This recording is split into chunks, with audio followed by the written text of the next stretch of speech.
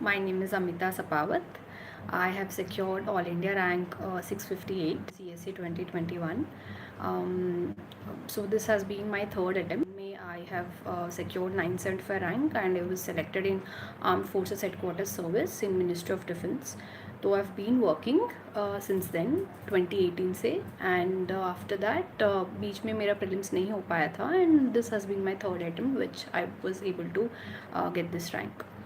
So before sharing my strategy, before sharing my journey, I would like to give a small background. I come from Hyderabad, Telangana. So I've done my schooling in Hyderabad. Then I've graduated in material science engineering from IIT Kanpur. And it was in college times that I've decided, while I was thinking about career, I did few internships in few NGOs. Realized that maybe this is civil services is something that would give me a lot of satisfaction. So that is when I started preparing for civil services exam. So that was my background, and journey has been थोड़ा long and it was not very smooth journey. काफ़ी सारे ups and downs थे. तो I would definitely share my journey, but I think सबसे पहले I would like to divide the whole thing into एक तो exam का कोर प्रिपरेशन एंड उसके अलावा कुछ FAQs जो specifically related to exam and वो चीज़ें I deal and then also what were my learnings throughout the process, ताकि if I share them I believe थोड़ा सा हेल्पफुल रहेगा जो एस्पिरेंट्स है. And finally we'll take up the questions. So directly we'll jump into the strategy about stage by stage we'll go. तो सबसे पहला तो प्रीलिम्स का stage which has always been a nightmare for me. इतना easy नहीं था. तो हमेशा I use to get very nervous with respect to prelims. तो प्रीलिम्स का स्पेशली हर बार जो भी in my first attempt and also in the previous times after that as well, prelims का आई हैव ऑलवेज रियलाइज कि मेरा हमेशा बॉर्डर में ही क्लियर हो रहा था. एंड उसके वजह से I always was very nervous till the prelims results use to come out कि मेरा होगा कि नहीं. एक डायलेमा में रहती थी. उसकी वजह से बहुत बड़ा ये नुकसान होती थी कि मेंस के लिए प्रॉपर प्रिपरेशन नहीं हो पाता था. तो प्रीलिम्स के लिए I would highly suggest and recommend कि इतना अच्छा सा प्रिपरेशन हो जाना चाहिए ताकि कोई इश्यू ना हो बाद में. मतलब एक डायलेमा में नहीं रहना चाहिए. तो उसके लिए इट्स वेरी वेरी इंपॉर्टेंट कि आपका प्रीलिम्स का game has to be very very strong. तो उसके लिए आई हैव रियलाइज्ड कि एक तो अपना सोर्सेज जो है that has to be kept very very simple. तो that is very very important. जो इफ़ लक्ष्मीकांत पॉलिटी के लिए पढ़ रहे हैं तो बस उसी को पढ़नी है एंड उसको 10 बार पढ़नी है. तो रिविजन एक ही चीज़ को सिंपल सोर्स रख के उसी को बार बार रिवाइज करना, मल्टीपल टाइम्स करना, that is very very important. उसके बाद what is more important is to solve test papers. एक सोर्सेज जब हम लोग प्रीलिम्स का एक स्टैंडर्ड सेट कर रहे हैं, प्रॉपर रिसर्च करके हर चीज़ का क्या क्या करनी है, एक बार वो डिसाइड करेंगे तो उसको एटलीस्ट 10 बार रिविजन करना is very very important. Revision जितने बार करेंगे उतने बार हम लोगों को काफ़ी एक चीज़ें अच्छे से बैठ जाते हैं, स्पेशली स्टैटिक पोर्शन के. तो इसलिए रिवीजन काफ़ी इंपॉर्टेंट है. उसके बाद काफ़ी सारे टेस्ट पेपर सॉल्व करना, बहुत टेस्ट पेपर सॉल्व करना is very very important. 80 to 85 test papers मैंने सॉल्व किया है इस बार. तो टेस्ट पेपर सॉल्व करने से ज़्यादा ये इम्पॉर्टेंट है कि हम लोग उसको लेके प्रॉपर एनालिसिस करना. Like if I am giving a test for 2 hours, एक यूपीएससी सेटअप में एक टाइम फ्रेम रखना है 2 घंटे का. एंड देन उसको एक अपना जो एनवायरनमेंट होता है जो एक्चुअल एग्ज़ाम है उस एनवायरनमेंट को अगर उसी एनवायरनमेंट में अगर लिख पा रहे घर पे कहीं पे कोने में शांति से, तो एक तो वो करना इंपॉर्टेंट है. एंड देन उसके साथ साथ एग्ज़ाम के बाद जो एनालिसिस कर रहे हो that is very very important. That is what is going to be very very fruitful. जितने भी गलतियाँ हो रहे हैं उसको कैटेगराइज कर सकते हैं कि जो हमने ऑलरेडी पढ़ा है उसमें भी क्यों मिस्टेक्स हो रहे हैं. तो वो चीज़ देखना है. तो if there is an issue there, revision का इशू हो सकता है या रिकलेक्ट नहीं कर पा रहे हैं या कुछ फैक्चुअल चीज़ें हैं जो हर बार हम लोग मिस आउट कर रहे हैं, तो एक तो वो चीज़ का वी कैन सी. तो वो एक कैटेगरी हो सकता है. दूसरा कैटेगरी जो कम्प्लीटली अननोन क्वेश्चन है, तो इसको अननोन क्वेश्चन को भी कैसे टैकल कर सकते हैं. तो there are lot of tips and tricks उस चीज़ में कि कैसे हम लोग अननोन क्वेश्चंस को टैकल कर सकते हैं. कभी कभी सिंपल कॉमन सेंस यूज़ करके भी we can come out with an answer. जो कि एक्चुअल में फाइनल एग्जाम में ये होगा। एटलीस्ट 20 to 30 क्वेश्चन ऐसे होंगे कि जितना भी प्रिपेयर करके जाए 20 to 30 question will be there where you are not able to with an answer just based on your books और करंट अफेयर्स। तो इट इज़ इम्पॉर्टेंट कि जो भी एक्यूमुलेटेड नॉलेज है उसके बेस्ड पे एक एलिमिनेशन टेक्निक जो है वो डेवलप करना is very important to tackle the unknown questions. तो उसके लिए practice is very important and वो analysis part becomes very important. तो इसीलिए व्हेन आई एम टेलिंग बहुत सारे पेपर्स सॉल्व करनी है, तो this is what I have been stressing कि अननोन क्वेश्चंस को कैसे सॉल्व किया जाए। जो क्वेश्चन हमको हो सकता है 50% ही हम जानते हैं, उसको कैसे टैकल किया जाए। बहुत सारे क्वेश्चंस प्रीलिम्स कैसे क्वालिफाई करने पे आ रहा है, तो I am talking about prelims only right now. उसके बाद I jump into mains.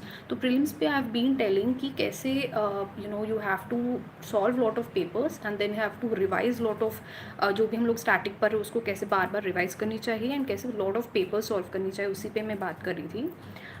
तो एक तो वो चीज़ होगी कि लॉट ऑफ पेपर्स। उसके बाद करंट अफेयर्स का it is very important to stick to simple sources. You can take a one compilation का, कोई भी इंस्टीट्यूट का, कोई भी कोचिंग का, you can take a one compilation, उसको वापस बार बार रिपीटेड रिविजन्स करना है। तो एक स्टैटिक पोर्शन हो गया फिक्स करके, उसको रिपीटेड रिविजन्स, करंट को रिपीटेड रिविजन्स करना एक ही सोर्स को रख के, and then the test series part. Current affairs में एक हमेशा एक डेफिसिट रह जाता है, एक फोमो हो जाता है कि if I am starting picking up vision का, कोई और कुछ और किसी और कोचिंग का they are picking up, and ये हमेशा रह जाता है। तो it's important that you believe in one source and just stick to it, and you also साथ में यू कीप रीडिंग न्यूज़पेपर्स, यहाँ वहाँ से you keep reading the current affairs, तो वो कवर हो ही जाता है। एंड इवन उसके बावजूद if you have a deficit, I have always found कि test series is my next source of current affairs, because जो भी चीज़ कहीं जहाँ पे भी if I miss out that would be covered in the test series part, because important current affair चीज़ें cover हो ही जाता है। तो when I am solving 80 odd test papers, उसमें तो मतलब देर आर चांसेस कि 90 to 95% of current affairs are being covered. तो एक तो वहाँ पे वो चीज़ इज़ बीइंग कवर्ड, तो इसलिए वो चीज़ को ज़रूर आप ये माइंड में हटा दीजिए कि मुझे मल्टीपल चीज़ें करनी है, बहुत सारी चीज़ें पढ़नी है, वो नहीं रखनी है। अपनी सोर्सेज को मिनिमम रखनी है, मैक्सिमम रिवाइज करनी है, बहुत सारे MCQ सॉल्व करनी है। Even 4 days before my actual prelims exam इस बार I kept solving lot of test papers. तो that is extremely crucial that we keep solving lot of MCQs, specially last 10-15 days before prelims. It's important to solve lot of previous year questions. Last year in 2021, in my attempt, there were a lot of questions which actually came from previous year questions. So it's important that previous year questions को neglect नहीं किया जाए, because they are being repeated or something on those lines questions are being asked. And when you keep solving these UPSC की previous year questions, you will get in that mode. Elimination technique भी it's on those lines only. दो जो main keywords होते हैं, incorrect या which of the following is not the right answer या only it is the only something on those lines, जो extreme statements होते हैं only and also exceptions करके जो होता है, and this is the only place जहाँ पे ये चीज़ हो रहा हो। तो उस तरह का जो भी extreme statements होते हैं, extreme जो extreme statements के साथ साथ कुछ options में भी थोड़ा extreme हो जाते हैं options, तो something which is very not connected with the question, options और questions not connected भी होते हैं। तो उस तरह के चीज़ों को भी it's important to see that pattern कि ये सारे चीज़ें तो हमेशा गलत हो ही रहे, तो just observe that pattern and पूरा observation previous year, तो it's always important to manage this part. Prelims का this has been my strategy, very very important CSAT का भी paper. I have seen lot of people are not clearing prelims because of CSAT, तो CSAT को भी neglect नहीं करनी है, specially if you lost one prelims because of CSAT, फिर तो और भी नहीं करनी है। तो उसके लिए I would say simply just keep solving at least 10 test papers, and उसका जो सिलेबस है CSAT का अच्छा खासा, तो see what are the syllabus, उसमें क्या कीवर्ड्स है, वो कीवर्ड्स के हिसाब से keep learning reading things and also RC जो रीडिंग कॉम्प्रिहेंशन है उसको भी प्रीवियस ईयर क्वेश्चंस के through I would say solve करना है, बिकॉज बाकी कोचिंग इंस्टीट्यूट से काफ़ी टफ क्वेश्चंस हो सकते हैं. तो प्रीवियस ईयर क्वेश्चंस के बेस पे you can really solve and understand how the pattern is. तो वहाँ पे आई वुड हाईली रिकमेंड कि 10 टेस्ट पेपर सॉल्व करना है if you have an issue with the CSAT paper. तो this has been pretty much my prelims का strategy and I was able to score decently well this time. तो वो dilemma situation में मैं नहीं थी इस बार. तो I believe it's important to keep your prelims का game very strong. If you have specific questions on prelims I think I take up in the end. तो नेक्स्ट कम्स मेंस का preparation. Mains ka it is important before, even if somebody is starting preparation right now, or if somebody is thinking to give the future attempts, that is in 2020 2022 or 2023 23 or 24. So I would say I think this is the right time to start the preparation in an integrated manner.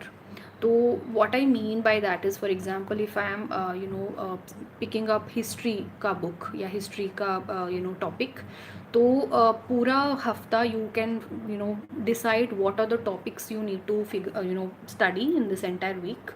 वो पढ़ के end of the week में you can solve your MCQs or any prelims pattern questions at the end of the week to test how much you have studied of that particular topic.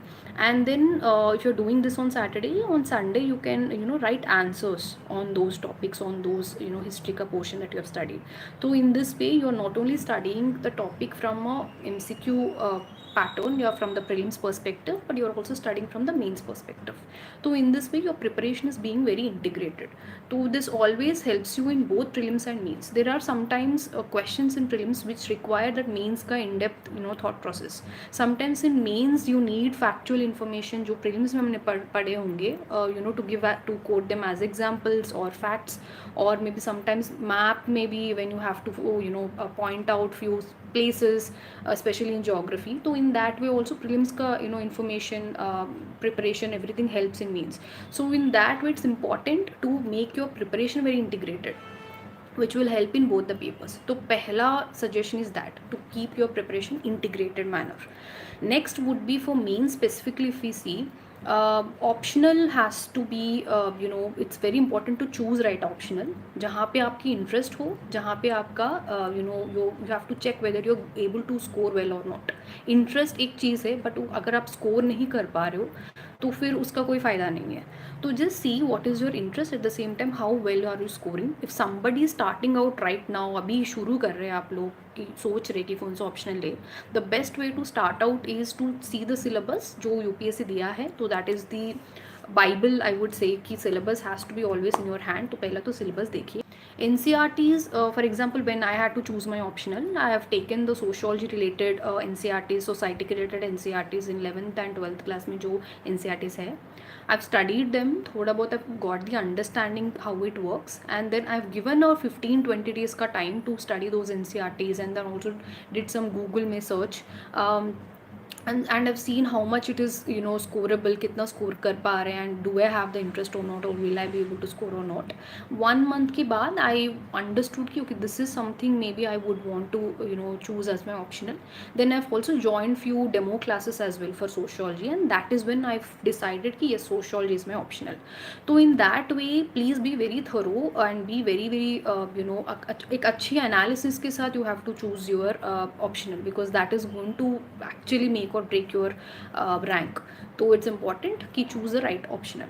Once you choose the optional, I would highly suggest कि prelims की पहले ही you need to be very thorough with the syllabus, you need to be having all the sources.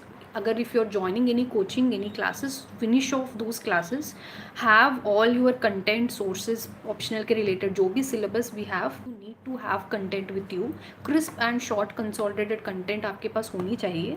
At least that part should be done. If you're doing some answer writing साथ में, that is even more good, but if you're not able to do that, at least finish off the syllabus, ताकि when you are because you have very less time between prelims and mains, so when you are after prelims, when you're starting your mains preparation, the main game for optional has to be majorly writing part. तो writing part का आप ज़्यादा focus कर सकते हो and optional के लिए इतना ज़्यादा भागना नहीं पड़ेगा, because mostly our focus between prelims and mains has to be the writing part and how to improve, किस तरह हम लोग प्रेजेंट कर रहे हैं and how can we improve and analyse the answer writing and then उसको कैसे better कर सकते हैं। तो that has be our main focus. वो अगर मेन फोकस होना है तो इसका ये इम्पॉर्टेंट है कि हमारे पास हर चीज़ का, हर सब्जेक्ट का कंटेंट ठीक से हो। तो इसलिए ऑप्शनल के लिए वो चीज़ है। If any specific optional related concerns, तो 2-3 पॉइंटर्स आई वुड गिव कि in both my attempts, in my mains attempts, मेरा पहला अटेम्प्ट में काफ़ी अच्छे मार्क्स आए, 295 मार्क्स आए हैं एंड इस बार उससे काफ़ी कम मार्क्स आए बिकॉज इस बार एवरेज ही सोशियोलॉजी की मार्क्स काफ़ी कम आए हैं। But any ways I would still give the suggestion is that paper 1 में it is mostly static portion, paper 2 में it's more of A dynamic portion. तो पेपर 1 में आई वुड से कि जो स्टैटिक पोर्शन है उसको आराम से बेस्ड ऑन योर कंटेंट आपको उसको अच्छे से पढ़नी है, because static portion is being उसको तो रिफ्लेक्ट करनी ही है वहाँ पे। बट उसके साथ साथ do add some contemporary example, some application part. If there is a theory based question that is being asked, सिर्फ थियरिटिकल आंसर ही नहीं लिखना है, थोड़ा बहुत उसको कंटेम्पररी टच दे सकते हैं या कुछ थोड़ा उसका एप्लीकेशन दे सकते हैं। आजकल कुछ क्वेश्चन पूछ ही रहे कि यू हैव टू इलस्ट्रेट या you have to give examples, directly पूछ रहे हैं। If they are not asking, it is even better कि आप खुद ही आप इंक्लूड करें एंड में, कंक्लूजन में या कोई पैराग्राफ में। तो that is very much being rewarded. This is something that I have done in both my mains के attempts and I have seen कि it has always been rewarded well, because आपके answer थोड़ा अलग रहेगा। It will not look a very theoretical question, theoretical answer, it will look something different जो आप अपनी real life में you are applying them and you are writing answer.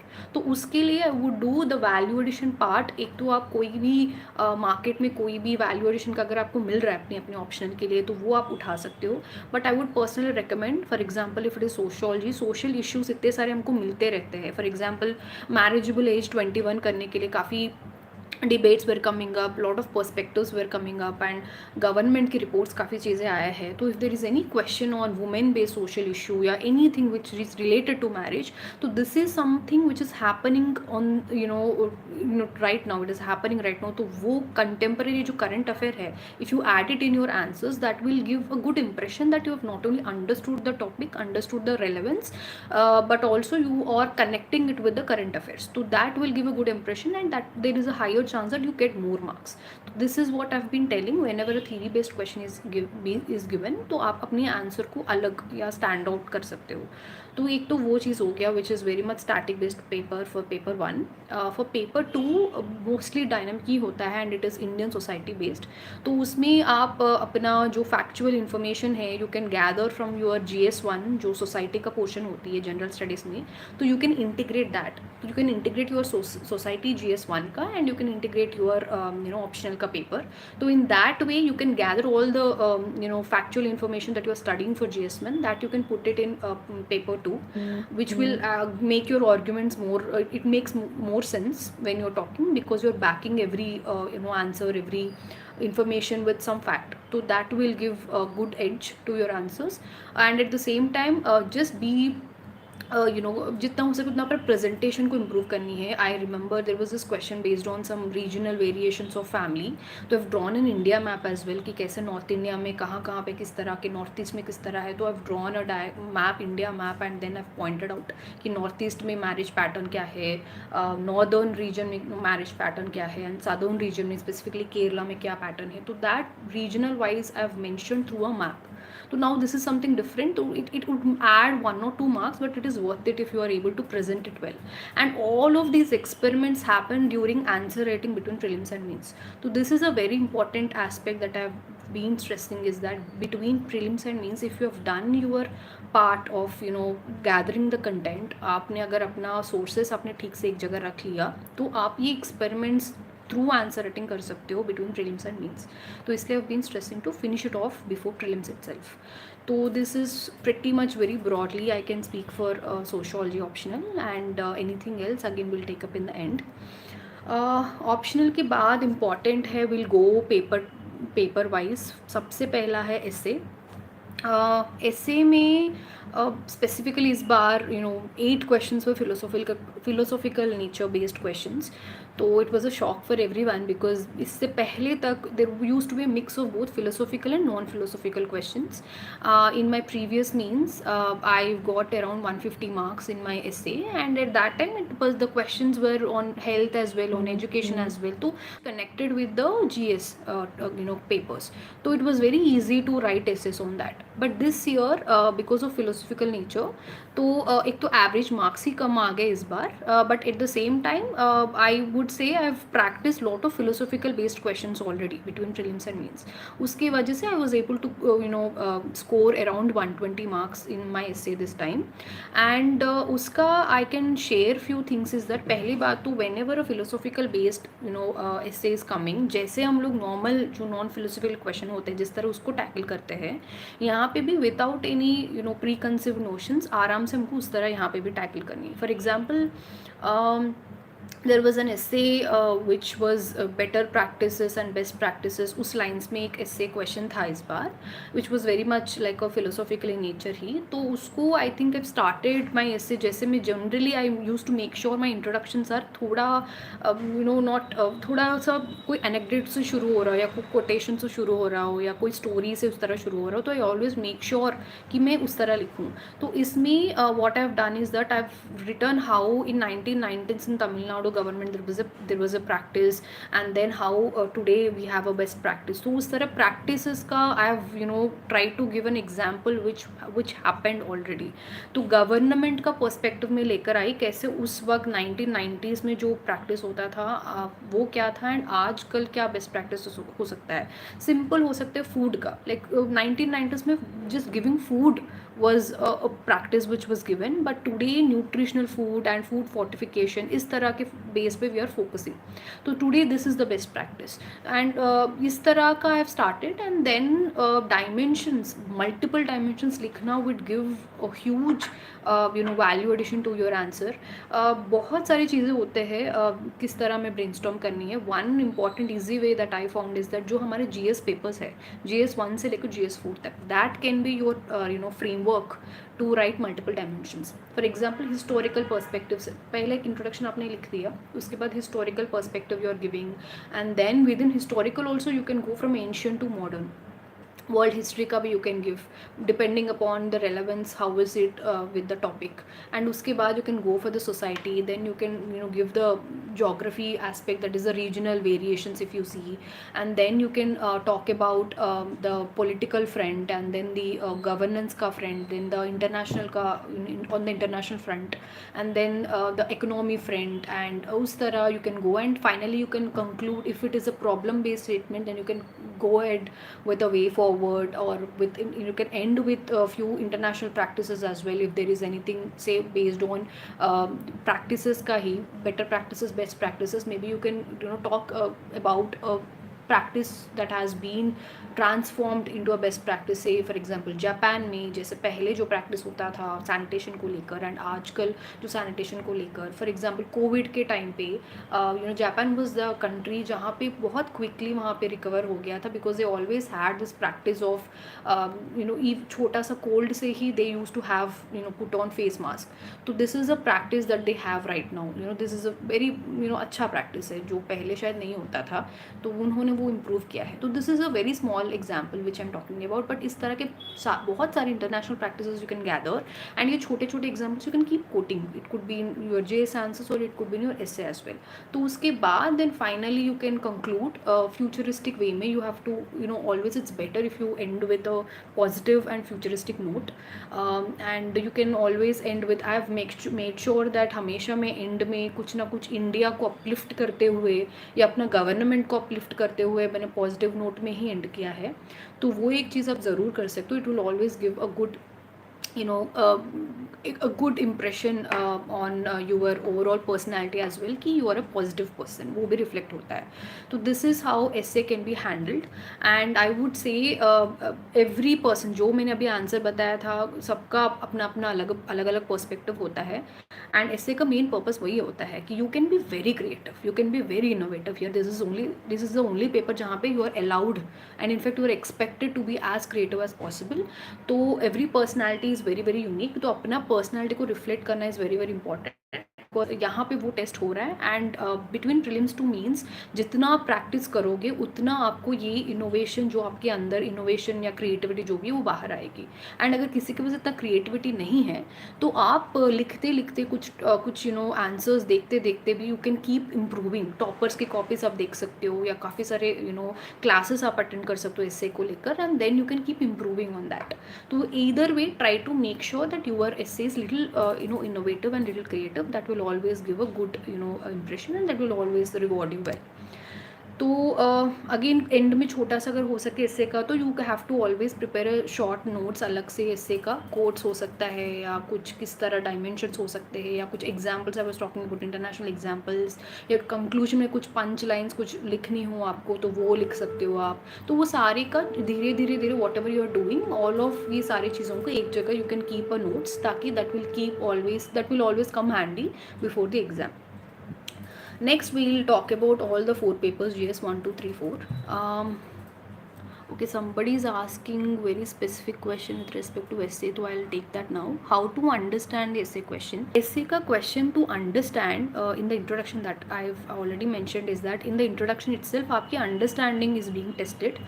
तो वहाँ पे it's important to start from previous year questions. Once you pick up previous year questions and you see what you've understood from the question, and then वो understanding के हिसाब से you come up with an introduction. ठीक है, and whether to check whether you have understood it well or not, you can discuss with your peers, you can discuss with any faculty members, or you can figure it out yourself itself. कभी कभी क्या होता है कि when you understand a question, maybe that perspective may not be agreeable to the other person, तो you keep brainstorming what you can write on it, and उस तरह you keep understanding the question. So that is very very important. And if you still have any doubts, you can always reach out to other faculties or other coaching centers, or you can also reach out to a lot of seniors as well. You can take a lot of help, because especially philosophical question if you have any question. So that is one thing. उसके अलावा if you have any other question specifically, okay, तो no specific question for essay, but for that part I would say okay, strategy on philosophical essay I've already shared. For philosophical essay, I think it's I've told you, with practice lot of चीज़ें you develop. But like for this year, for one question there was I was not able to understand exactly what the question was. कभी कभी we may not be so intellectual कि इतना depth नहीं समझ पाते. तो I've also read the whole essay in the Hindi, because Hindi में भी वो नीचे एक लाइन दे देते थे, तो I've studied the हिंदी वाला लाइन and I've understood उस तरह कि अच्छा ये क्रक्स है essay का. तो एक तो आप वो भी कर सकते हो, तो ताकि you can understand it even अच्छे से हिंदी में. If you are from the Hindi, थोड़ा बहुत हिंदी जानकारी है, तो I think you can understand in that way. तो in that way you can do, but it is always important that you practise well. बहुत सारे फिलोसॉफिकल क्वेश्चंस को आप प्रैक्टिस करने के बाद ही you will understand how to tackle a philosophical essay. तो वही सिंपल स्ट्रैटेजी है, अलग से कोई स्ट्रैटेजी नहीं होता है. जिस तरह हमारा नॉर्मल नॉन फिलोसॉफिकल एस्सेस होती है, उसी तरह ये भी होते हैं, बट विद प्रैक्टिस आप लोग आराम से समझ पाते हो. तो that is the only thing for essay. We'll jump to GS 1, 2, 3, 4. GS 1 में we have history, geography and society. History, geography, I kept my sources same. Both जो prelims के लिए मैंने पढ़ा है वही मैंने मेंस के लिए भी रखा है, तो sources मैंने वही थे. But answer writing के लिए I've taken up coaching centers के questions and I've kept writing answers, especially for GS 1, 2, 3, 4. I wrote answers on a daily basis. पहले वाला मेंस में मैंने क्या किया था, मैंने 3 आवर का जो टेस्ट पेपर्स होते थे वो मैंने किया था 3 घंटे के. बट इस बार I made sure to write on a daily basis. तो उस तरह like if I write something today, तो उसका I use to correct on my own, और I use to get it evaluated from few seniors. तो वो मैं कर लेती थी ताकि I can get quick evaluation, quick हो जाता था. And I use to correct them simultaneously, and I can improve things and I can write again, and I can all the process happens very quickly. इसीलिए I've chosen to write on a daily basis, because with the 3 hour का test papers coaching centres में क्या हो जाता है कि if you right an exam today, आपके evaluation copy आएगा 1 हफ्ते के बाद या कभी कभी 10 डेज़ के बाद. तब तक यू वुड हैव फॉरगॉटन आपने क्या लिखा, एंड अगर वो आ भी रहा है तो for that feedback to take and for to improve all of those things, it may take very long time. तो that process मुझे लगा कि इतना fruitful नहीं रह रहा है मेरे लिए, तो I've started writing everyday basis में. तो if it works for you please do that, because मुझे लगता है कि काफ़ी हेल्पफुल रहा मेरे लिए. तो यस, हिस्ट्री एंड जोग्राफी के लिए I kept my sources same and I kept writing on a daily basis. I started with previous year questions, वो मैं लिख रही थी कि I have not read vast base में, I have not read for history and geography. I believe मेरा एक जो स्ट्रैटेजी मैंने प्रीलिम्स में अपनाया था, जो if I miss out on any current affairs अपनी कंपाइलेशंस में, if I miss out, I use to cover them from the test series. उसी तरह for history and geography I did the same. I kept my sources very minimum, but अगर if I feel कि there is something missed out और anything, I use to cover them from the test series, because test series में तो उनको तो सारे topics cover करनी ही है. तो उन्होंने अगर जो भी कवर किया है which was completely unknown to me, I use to take notes from them and I use to make a short notes. Geography के कुछ इंपॉर्टेंट टॉपिक्स हो, कुछ साइक्लोन पे इंपॉर्टेंट कुछ चल रहा है इस बार, नया तरीके के साइक्लोन आ गया है, या हिस्ट्री में कुछ इंपॉर्टेंट किसी की एनिवर्सरी 100 ईयर्स हुआ है, 150 ईयर्स हुए हैं, तो कोई पर्सनैलिटी काफ़ी न्यूज़ में है, तो उस पर बेस्ड में तो टेस्ट सीरीज में तो कोई क्वेश्चन आएंगे ही. तो I use to write answers on them, I use to collect content, तो उस तरह अपना नोट्स बनाती थी. तो that is how I made notes for GS1 and that is how revised. अपने टेस्ट पेपर्स में एक ही इंस्टीट्यूशन का मैंने फॉलो करती थी, फिर उसको बार बार मैं रिवाइज करती थी. तो that was that for history and geography. And I also made sure that I drawn lot of maps for geography, lot of world map, lot of map of India map, ये मैंने काफ़ी draw किया है. History में भी आई made sure जितना हो सके उतना मैं ड्रॉ करूँ. अपने आंसर्स को काफ़ी मैंने सिंपल रखा. फैक्चुअल चीज़ें काफ़ी मैंने इस बार इंकॉर्पोरेट किया है, हिस्ट्री में हो या जोग्राफी में हो, हर चीज़ का मैंने डायग्राम ड्रॉ करके छोटा सा use to explain. I feel that will improve your presentation बहुत ज़्यादा. तो that is something that I would highly recommend to do. For society, because my optional was social, it was very easy for me एक integrated preparation में करना and then information gather करना, value addition करना has become very very easy for that case. तो इसलिए society has been very very simple, मैं अपना option के साथ ही इंटीग्रेट करती थी. But overall for GS1 I would say value addition part अगर मैंने कुछ किया है इस बार to improve my marks, is to improve on my presentation and to keep the preparation very simple. So that is something I have done. For GS1 specific questions, if I see how to complete geography, तो geography का I have kept it very simple. जो मैं NCERTs मैंने पढ़ा, GC Leong मैंने पढ़ा था prelims के लिए, that is what I did for mains as well. मुझे लगा ज़्यादा मैं पढ़ूंगी, I don't come from geography background, तो I may not understand things and that may not be fruitful as well. इस बार स्पेसिफिकली इस बार काफ़ी कम टाइम था बिटवीन प्रीलिम्स एंड मेंस, तो I didn't want to go for multiple sources. तो मैंने काफ़ी कम सोर्सेज रखी, तो because I already studied them from prelims, तो मेरे मेंस के लिए भी काफ़ी आसान हो गया था पढ़ने के लिए. तो that is a finished my geography. And बहुत सारे जो भी टॉपिक्स मेरे मिस आउट हो जाते थे जोग्राफी में specifically, I use to cover them from the test series. कुछ भी टॉपिक्स कहीं पे भी छूट जाते थे, तो I use to cover them from the test series. Also because I studied current affairs, specifically mains के लिए, I picked up the mains 365. तो वहाँ पे जोग्राफी एनवायरनमेंट रिलेटेड जो भी करंट अफेयर्स मुझे मिल जाते थे, तो उसका भी मैं नोट्स बना लेती थी. तो उस तरह I have try to finish my geography part for GS1. Okay, बहुत सारे क्वेश्चंस आ रहे हैं. I will take it up end में, तो please be patient. I will definitely take all the questions that are being asked end में. But तो GS1 का वो पार्ट था. GS2 का I scored well this time. तो आई स्कोर्ड 115 मार्क्स GS2 में. तो for GS2 I would say कि we have polity, we have governance and we have IR, international relations. तो पॉलिटी एंड गवर्नेंस का again I have kept my sources for polity. Laxmikanth ही मैंने रखा है, ज़्यादा कुछ भी नहीं किया. But very important part that played was the current affairs. तो उसके लिए मेड श्योर लास्ट 1.5 ईयर के जो भी करंट अफेयर इश्यूज़ थे उन सब का मैंने नोट्स बनाई, और उन सब का जो भी फैक्चुअल चीज़ें हैं वो मैंने लिख लिया. बट समटाइम्स कुछ सुप्रीम कोर्ट जजमेंट्स या कुछ भी फैक्चुअल चीज़ें जो शायद मैंने मिस आउट किया हो, that I have added from the mains 365. That has been my value addition thing done. Specific चीज़ for all the GS papers I have done this time is that I made sure कि मेरे पास हर चीज़ का छोटा छोटा notes है. For example polity governance में there is this line of self help groups, civil society organisations का एक लाइन है सिलेबस में.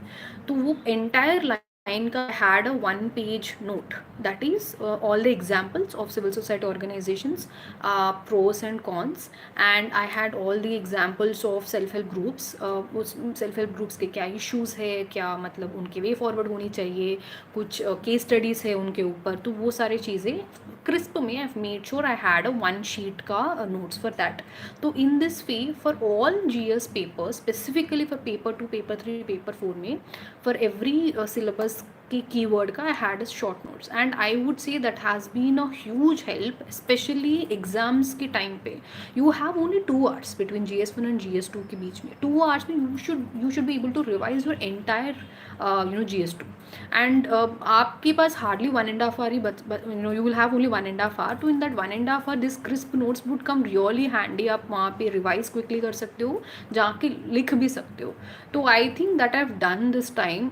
मैं अपने आंसर राइटिंग के साथ साथ आई have also kept making these short crisp notes, so that have come very handy. So that is why I would highly recommend कि if you are reading current affairs for polity, make short notes of them. तो very important topics का हर चीज़ का I had around 50 topics तो हो गए थे both paper 2 and paper 3 में, जो economics, polity, governance इन सब का मिला के.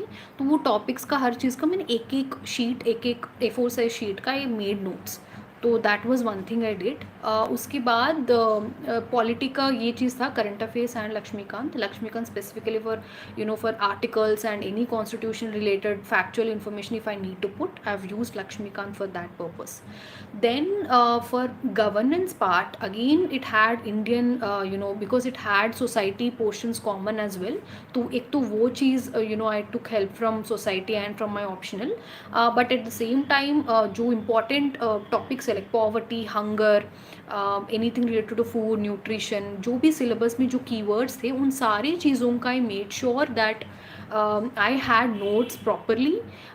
उसमें I made sure कि I had value addition. For example, मैं अलग से इंटरनेट का मैंने काफ़ी यहाँ पे यूज़ किया है, जहाँ पे I had case studies, like I had notes. For example, I remember malnutrition के related there was this in Assam there was this one district जहाँ पे उन्होंने एक model they have come up with a model to tackle malnutrition, जहाँ पे उन्होंने targeted approach में गए हैं where they have came up with this nutritional gardens within the school premises बच्चों को लेकर. तो they've also focused on the food fortification affordable way में. they've also come up with buddy mothers, जहाँ पे जो जिनकी मदर न्यूट्रिशनल बच्चा का जो मदर है एंड जो मालनरिश्ड जो बच्चा है उनकी मदर, उन दोनों को टैग किया है ताकि they can learn from each other and they can improve the nutritional status of their children. तो इस तरह के काफ़ी 3-4 पॉइंट्स थे. इन सबको मैंने केस स्टडी की तरह अपना आंसर्स में मैंने कोट किया है, जहाँ पे भी हंगर माल न्यूट्रिशन रिलेटेड क्वेश्चन आया है. तो now this is an example that I am giving, but जो भी गवर्नेंस में हर चीज़ का जो भी कीवर्ड था, हर चीज़ का आई made sure that I had a case study which is an Indian case study या international case study. At the same time I had made sure कि हर point का जो whatever pros cons का मैं points लिख रही हूँ, I made sure at least I had 2 examples for 4 points if I'm writing, at least I made sure to write 2 examples both pros and cons में. तो I think this has been very very important. वो एक value addition था, examples quote करना या कुछ factual information quote करना. For example polity में आर्टिकल्स कोट करना या सुप्रीम कोर्ट जजमेंट्स कोट करना, या सेकंड ARC में जो कुछ रिकमेंडेशन है तो वो कोट करना, या लॉ कमीशन का रिपोर्ट कोट करना. सुप्रीम कोर्ट में कोई जजमेंट में कोई स्पेसिफिक स्टेटमेंट है तो वो मैंने वहाँ पे कोट किया है कि supreme court as per supreme court judgement इस पर्टिकुलर इशू में ये बात किया गया है. तो इस तरह का आई made sure my answer was not very generalistic, but it had some value addition to it. So this was the value addition that I made sure that I did, and for that it's important that you have all of that information एक जगह. Only then you will be able to reproduce it exam में. If you are revising them well, you will be able to reproduce them well. तो वो मैंने एक make sure किया है. इसके अलावा इंटरनेशनल रिलेशंस में अगेन बिकॉज इंटरनेशनल रिलेशंस का जो टॉपिक है तो it is very very dynamic. Mostly current affairs में जो क्वेश्चंस आते हैं उन्हीं पे we get questions in the exam. तो my strategy was very very simple. I picked up the compilation because बहुत सारी चीज़ें होते ही रहते हैं कंटिन्यूसली, तो you can not keep the track of it on a daily basis. तो I kept it aside and last 1-2 months में picked up the IR international relations का जो कंपाइलेशन आता है उसका I picked it up, I read all of it, फिर उसका मैंने अपना शॉर्ट नोट्स बनाया है पढ़ के। तो इंडिया अपना नेबर्स का हर चीज़ का जो भी पुराना जो भी इश्यूज़ है एंड नया कंटेम्प्रेरी क्या चलूँ, हर चीज़ का मैंने एक एक शीट का आंसर बनाया है।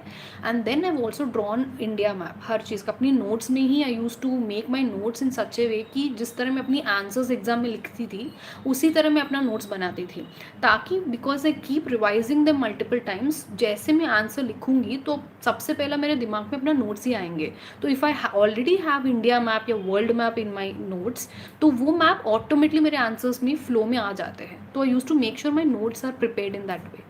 तो आई मेड श्योर कि जो मैंने कंपाइलेशन सिंपल से एक कंपाइलेशन मैंने उठाया है मीन्स 365 का, उसका मैंने नोट्स बनाया है एंड आई मेड श्योर कि उसी को मैंने बार बार रिवाइज किया है and have drawn lot of maps this time. I have made sure that I have also added few international IR के जो एक्सपर्ट्स होते हैं उनके सजेशंस भी मैंने ऐड किया है एज अ वैल्यूएशन के तौर पे। And yes, that's it. So that is how I've made my preparation for GS2 very very simple yet very very value loaded answers, so with presentation and with factual and information and also with examples and with case studies. So this has been my GS2 का strategy. GS3 का भी again GS3 is a very big paper. इस बार काफ़ी लोगों को काफ़ी कम marks आया है, even I got marks around the average score. तो but it's always important that for GS3 we go by the standard approach but at the same time doing lot of value addition part. तो for GS3 I would say economics का I kept my source very simple. I have done Shriram IAS का जो economic का जो notes आते हैं, I have done that. And for current affairs I picked up mains 365 and then I have revise them multiple time. उसके बाद I made short notes of them. तो हर चीज़ का again I use to draw, जहाँ जहाँ पे diagram हो सकता है वहाँ पे मैंने ड्रॉ किया। For example there was a question about V shaped recovery after covid. तो the question was, do you agree if it is V-shaped or not, V-shaped recovery or not? तो उसमें I've drawn the V-shaped recovery and then I've also written कि नहीं, it is actually a K-shaped one, and I've written how I've drawn the diagram V-shaped and then K-shaped, how it is transition to actually a K-shaped one, and then I've drawn properly and I've mentioned कि K-shape अगर है तो ऊपर कौन से सेक्टार्स हैं जहाँ पे जिनका रिकवरी क्विकली हुआ है, कौन से सेक्टर से जिनका रिकवरी नहीं हुआ है, जैसे MSMEs है या छोटे छोटे कंपनी से उनका रिकवरी नहीं हुआ है। तो उस तरह मैंने वो पॉइंट आउट करके एक डायग्रामेटिक वे में प्रेजेंटेशन किया है। तो this is something which I wanted to specifically tell कि हमने पढ़ तो लिया करंट अफेयर्स का या अपना नोट्स का, बट उसका presentation becomes very very important, जहाँ पे फैक्चुअल चीज़ें लिखना and also diagrammatic way if you can present it. Economic survey and budget becomes very crucial because कभी कभी questions directly भी पूछे जाते हैं, तो we have to be very very thorough with them, and मैंने उसका भी crisp notes बनाया है and multiple revisions मैंने उसका किया है। तो इकोनॉमिक के बाद आता है एग्रीकल्चर का टॉपिक। एग्रीकल्चर का आई ऑलरेडी मेड हर टॉपिक, हर कीवर्ड का I already made my short notes and have taken help from Vision's value addition का नोट्स यहाँ से यहाँ पे। एंड आई हैव रिटन जो हर कीवर्ड का जो है उसका मैंने आंसर लिखा है, गवर्नमेंट का स्कीम्स क्या है, पॉलिसीज़ क्या है, if there is a topic से सब्सिडीज़ के बेस्ड पे है तो सब्सिडीज़ का प्रोस क्या है, कॉन्स क्या है, इंडिया में सब्सिडी का क्या स्टेटस है, वे फॉरवर्ड का क्या होनी चाहिए। तो हर एक कीवर्ड का return a comprehensive, I have made a comprehensive notes for this and उसको मैंने बार बार रिवाइज किया है। तो that is something that I have done. And for GS3 economy and agriculture I've used the current affairs plenty. I've used the current affairs because उसमें जो current affair issues है उसके बेस्ड पे ही काफ़ी सारे क्वेश्चन पूछे जाते हैं, तो I've used that a lot and उसके बेस में I've made notes। जैसे मैंने पहले बताया था current affair issues का I've made short notes, तो यहाँ पे भी I've followed the same thing।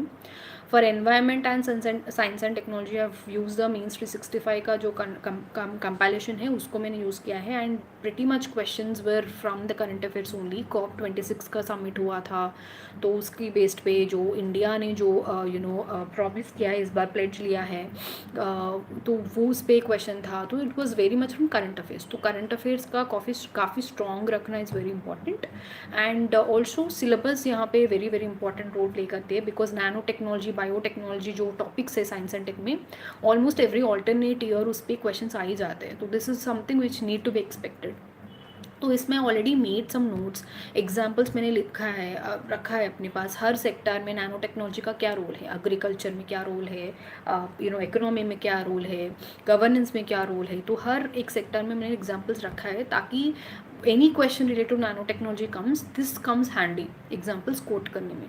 तो this is something that I did for GS3। Internal security is something that I have done, I've taken vision के value addition notes, and then I've also taken the current affairs, means 365 का जो current affairs है वो current affairs को मैंने काफ़ी use किया है, and I've drawn diagrams extensively. I think almost on every question of internal security I have drawn maps, and I've made sure that my explanation is very thorough, and it was backed with lot of experts, like जिस तरह मैंने IR में कुछ experts जैसे big picture है या कोई भी रेडियो है, स्पॉटलाइट रेडियो जो है, जहाँ पे मैं सुनती थी कुछ भी करंट अफेयर इशू पे, स्पेशली जो इंपॉर्टेंट करंट अफेयर इशूज़ है उसमें जो भी मैं सुनती थी, उन चीज़ों का अगर कोई एक्सपर्ट ने कोई बात उन्होंने कहा है तो वो मैं एक जगह नोट डाउन कर लेती थी, and that I use to use that in my conclusions कि एज पर दिस एक्सपर्ट इस पर्टिकुलर इशू में ये वे फॉरवर्ड हो सकता है, या ये this could be one solution for terrorism या फॉर इंसर्जेंसी। तो that was an value addition in itself, because हो सकता है कि काफ़ी सारे लोग ये नहीं कोट कर पाएंगे, तो that was something that I did. तो आई मेड श्योर कि कैसे मेरे आंसर स्टैंड आउट हो सकता है, but in a simple way, complicate नहीं करनी है, काफ़ी सिंपल रखनी है अपनी पूरा अप्रोच को, एंड किस तरह इसको मैं वैल्यू एडिशन भी दे सकती हूँ, तो वो मैंने फोकस किया है, एंड अपनी प्रेजेंटेशन में काफ़ी फोकस किया है। जिस तरह मैंने गवर्नेंस में एग्जाम्पल्स लिया है, जैसे असम में एक मॉडल है न्यूट्रिशन पे ऊपर, जैसे उस तरह का मैंने एग्जाम्पल एंड केस स्टडीज़ लेकर आई हूँ, उसी तरह आई मेड श्योर इंटरनल सिक्योरिटी में भी, जैसे इंसर्जेंसी अगर है, कैसे त्रिपुरा ने काफ़ी अच्छे से हैंडल किया है, तो वो एक मैंने मॉडल एग्जांपल की तरह मैंने कोट किया है, एंड कैसे एग्रीकल्चर में you can come up with this green revolution जिस तरह हुआ है, तो उस तरह कैसे एवरग्रीन रेवोल्यूशन है, MS सुब्रमण्यम ने उन्होंने कैसे किस तरह उन्होंने सजेशंस दिया है, कैसे हम लोग मिनिमम वाटर यूज़ करके, मिनिमम रिसोर्सेज यूज़ करके किस तरह हम लोग मैक्सिमम आउटपुट लेकर आ सकते हैं, कुछ इंटायर कंट्री में कुछ स्टेट वाइड या कुछ रीजनल एग्जाम्पल्स है, तो वो मैंने कोट किया है। तो आई मेड श्योर कि जहाँ पे एग्जाम्पल्स का स्कोप हो सकता है वहाँ पे आई मेड श्योर कि वो मैं पॉइंट आउट करूँ, स्पेशली केस स्टडीज़ के तरह आई मेड श्योर कि GS2 एंड GS3 में ये मैं कोट करूँ, which I thought would stand out and would also give a good value addition to your answers. तो दैट वॉज GS3। तो finally we'll talk about ethics. Ethics again I thought कि it's very very simple, because previous year question से ही बहुत सारे static questions आ जाते हैं। If there is a integrity in word in your syllabus, integrity में डायरेक्टली या इनडायरेक्टली एवरी ईयर क्वेश्चंस पूछे ही जाते हैं, तो it's important that you see this smartly, and you need to have notes on integrity, examples, contemporary examples जो standard examples होते हैं वो, एंड ऑल्सो कुछ वेरी रियलिस्टिक एग्जाम्पल्स जो आपके लाइफ में आपने इंटीग्रिटी कैसे फॉलो किया है। तो दीज 3 थिंग्स आप माइंड में रख के, हर एक वर्ड का जो एथिक्स में जो हर एक वर्ड है उसके हर चीज़ का you need to understand the definition, you need to come up with few examples जो आप नोट्स की तरह आप रख सकते हो, एंड देन ऑल्सो कैसे इंटीग्रिटी इन जनरल एक गवर्नेंस के role, if you are in a governance में कोई भी पोजीशन ऑफ अथॉरिटी में and in your personal life में कैसे इंटीग्रिटी चैलेंज हो सकते हैं, कैसे there could be a conflict of interest. तो इस तरह का हर चीज़ का आपको सोच के पढ़ाई करना is important, at the same time coming up with multiple dimensions on these aspects is important. To do all of this अगर कोई अच्छा सा सोर्स अगर आपको मिल रहा है पढ़ने के लिए तो it would be great. I read DK Balaji sir के जो है, I think he scored very good marks last 10 years में. ही secured very good marks. So he came up with the book. So I found it very simple and very easy to read, and there were a lot of practical examples in it. तो I found that book very very useful. तो मैंने वो book मैंने पढ़ा है. But वो book पढ़ने के बाद 1-2 बार मैंने पढ़ने के बाद अपना एक शॉर्ट सा नोट्स मैंने बना लिया है. एंड बिकॉज अगर इट्स प्रैक्टिकल, JS3 के बाद you get only 2 hours, you get only 1.5 hour to study. तो इट वुड बी इम्पॉसिबल आपको पूरा बुक पढ़ के रिवाइज करने में. तो आई मेड शॉर्ट नोट्स. फिर वो नोट्स बना के then I also added my own. Internet में मैंने सर्च करके माई ओन नोट्स का भी मैंने उसमें एग्जाम्पल सब कुछ बहुत सारी चीज़ें मैंने ऐड किया है. तो this was that I did for my theory part. ठीक है, तो थ्योरी पार्ट का ये मैंने किया है. केस स्टडी के लिए I follow different approach. I join Lukmaan's test series for ethics. तो लुकमन्स टेस्ट सीरीज में I have because they gave last 4-5 years का प्रीवियस ईयर क्वेश्चन के विद सॉल्यूशन. सर ने वहाँ पे खुद ही सॉल्यूशंस उन्होंने दिया है. तो that was very very I found them very very useful. तो मैंने एक तो वो सॉल्यूशंस का मैंने उनका काफ़ी पढ़ा है ताकि आई गॉट एन अंडरस्टैंडिंग कि किस तरह हमको एथिक्स की आंसर्स लिखनी चाहिए. तो that understanding I got. And उसके बाद उनके टेस्ट सीरीज जब मैं लिखती गई तो I have improve lot of things की किस तरह एथिक्स के केस स्टडीज़ में हम लोगों को अप्रोच करनी चाहिए, किस तरह हमें एक डिप्लोमेटिक वे में एक आंसर लेकर आनी चाहिए एंड एक होलिस्टिक एंड कॉम्प्रिहेंसिव वे में अपनी अप्रोच रखनी चाहिए. तो that is something that understood in ethics. And ethics का I would say specifically in case studies part it comes only with lot of practice. तो आपको काफ़ी सारे केस स्टडीज सॉल्व करना becomes very very important. I would suggest कि जैसे आपका prelims खत्म हो जाएगी, इट्स इंपॉर्टेंट कि आप बार बार केस स्टडीज़ हफ्ते में 1-2 केस स्टडीज़ आपको सॉल्व करनी चाहिए ताकि you will be in that loop. तो that is very important for ethics. So with that I think I've scored pretty good in this time. I've scored around 100 marks in ethics, so that was a very decent score is bar.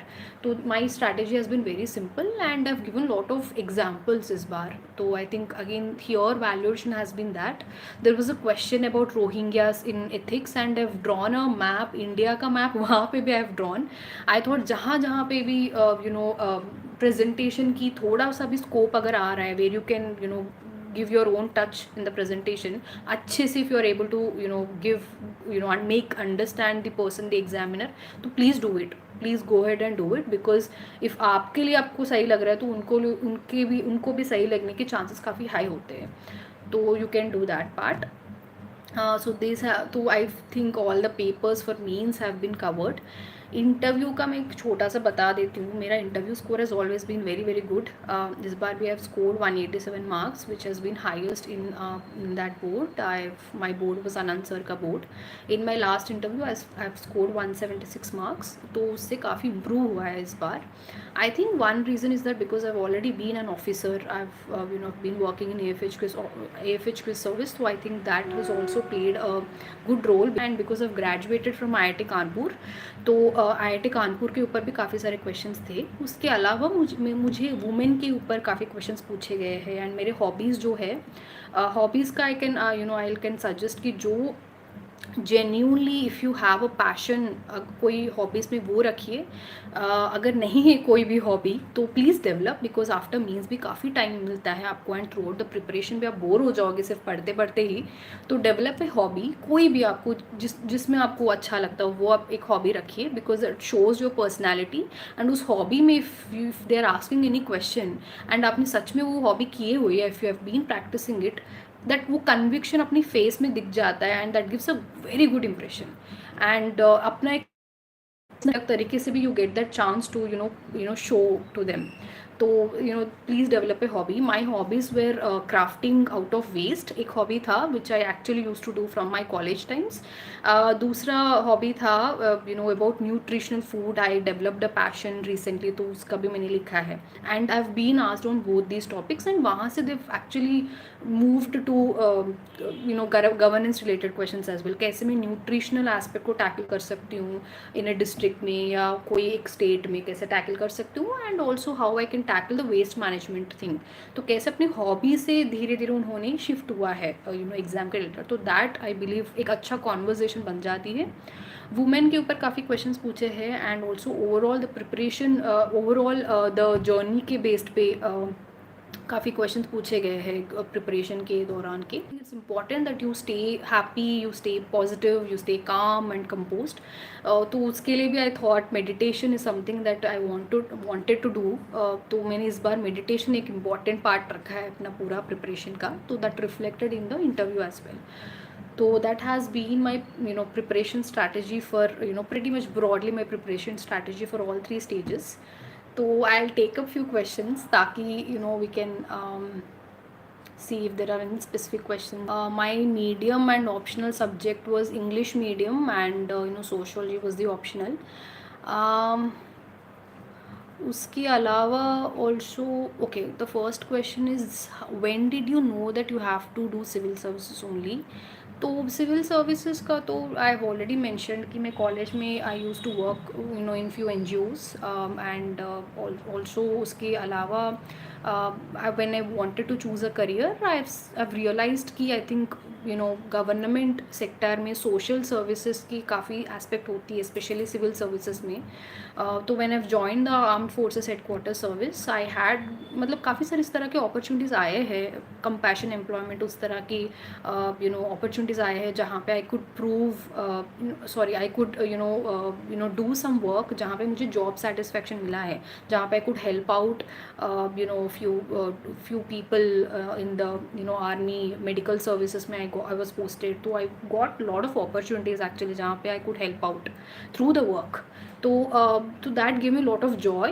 So that is when I've understood कि this is my calling. So this is something that I need to do. So that is when I've realized कि yes, this is something that I want to pursue.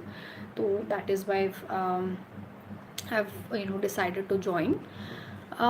उसके अलावा time management के questions काफ़ी आए हैं. तो time management I believe it's important to have एक smart preparation. तो इसलिए मैं इंटीग्रेटेड प्रिपरेशन पे काफ़ी फोकस कर रही थी कि आप मिनिमम सोर्सेज रखिए, मैक्सिमम रिविजन कीजिए and also every day you can have you can give 6 to 8 hours का आप दे सकते हो पढ़ने के लिए. उससे ज़्यादा you will get exhausted and ज़्यादा नहीं हो पाता है.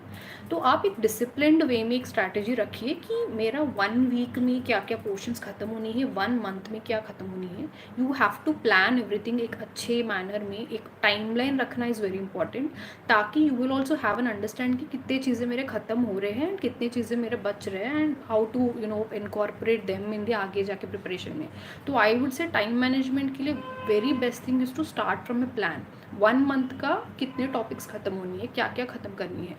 तो that you need to do. तो planning is important. At the same time एक फ्लेक्सिबिलिटी रखिए प्लानिंग में. ऐसा नहीं कि मैं 12 घंटे का प्लान कर रही हूँ बट मैं सिर्फ 6-7 घंटे ही पढ़ाई कर पा रही हूँ. कभी कभी कुछ हो जाता है and you will not be able to finish off things as well कभी कभी. तो कीप अ फ्लेक्सिबिलिटी. थोड़ा बफर पीरियड रख के आप आराम से प्लान कीजिए एंड देन उसके साथ साथ यू कैन आराम से plan and then you can follow that and execute it accordingly. So in that way you can handle the time management का issue. How did you manage your personal and professional life? तो initially तो I gave 100% preparation के लिए ही. तो personal life का तो I think थोड़ा control करना पड़ता है. तो I was not much on social media. I was only with my family. I was interacting with my family only and with my friends, कुछ वेरी क्लोज फ्रेंड्स. तो मैंने अपना सोशल सर्किल को काफ़ी कम कर दिया है ताकि I can focus completely on the exam. And I surrounded my self with highly motivated people ताकि मुझे सपोर्ट एंड मोटिवेट ही मतलब मिले. ताकि नेगेटिव लोगों के साथ साथ रहेंगे तो हम खुद ही इतने अप्स एंड डाउन्स रहेंगे प्रिपरेशन की जर्नी में. तो we may not be able to handle that and वो एक्स्ट्रा एक प्रेशर बन जाता है. तो उस तरह I kept my personal life very small, very limited and I also use to make a very balanced preparation. Especially in this attempt I try to make it a very balanced preparation का strategy. तो I did lot of exercise this time. sports में थोड़ा बहुत मैं कुछ ना कुछ exercise करती थी, कभी dance कर लेती थी. meditation मैंने अपने पार्ट रखा है ताकि उस तरह अपनी personal life में कुछ ना कुछ टाइम निकालना वेरी इंपॉर्टेंट है, at least 1 hour do something which brings you joy. तो आपकी पर्सनल लाइफ में भी एक सुकून सा, एक पीसफुल माइंड रह जाता है, and then you will be able to ये प्रोडक्टिविटी लेवल्स बढ़ जाते हैं। तो इट्स वेरी इंपॉर्टेंट कि आपका पॉजिटिव एनवायरनमेंट बना रखिए पर्सनल लाइफ में, तो in that way you can be very very happy and give good output in your preparation. Professional life, if you are working then balance करना थोड़ा मुश्किल हो सकता है। I tried to work and then prepare when I joined in the service, but इतना मैं नहीं manage कर पा रही थी, तो eventually I applied for leave, specially covid के बाद, एंड देन आई प्रिपेयर्ड। तो एंड स्पेशली प्रीलिम्स के 3-4 महीने पहले I have applied for leave and between prelims and mains also. तो if you have that liberty to apply leave, आप करो। नहीं तो if you want to manage, आप आराम से उसके हिसाब से आप अपना प्लान रखिए कि कैसे मैं वीकेंड्स को 100% मैक्सिमम यूटिलाइज़ कर सकता हूँ, एंड कैसे मैं जॉब के बाद शाम को कैसे मैं मैनेज करने की, कैसे मैं पढ़ाई कब कर सकते हैं। कुछ लोग मॉर्निंग पर्सन्स होते हैं, तो आप जल्दी सो जाइए, शाम को थोड़ा बहुत टाइम रख के जल्दी सो के सुबह जल्दी उठ के पढ़ाई करो। तो वो आप अपनी जॉब के हिसाब से आप मैनेज करके आप टाइमलाइन उस तरह बनाइए जो प्लान में पहले बता रही थी। तो आप प्लान उस तरह कीजिए, and just make yourself to focus on very less things. Preparation आपका जो सोर्सेस है या जो भी प्रिपरेशन में आप कर रहे हो, काफ़ी लिमिट कर दो चीज़ों को, ताकि you can revise multiple times and you can practice multiple times. तो वो एक आप चीज़ करो ताकि you can balance both your personal and professional life. काफ़ी सारे हैं जो आई थिंक अभी ग्रेजुएशन कर रहे हैं या कुछ लोग स्कूल में हैं, तो उनके लिए जो काफ़ी क्वेश्चंस आ रहे हैं, तो उनके लिए आई वुड से कि if you want to prepare from now, specially graduation times में है, तो I would say you start from basic NCERTs, and जो स्टैंडर्ड बुक्स है उसका बुक लिस्ट आप ले लीजिएगा।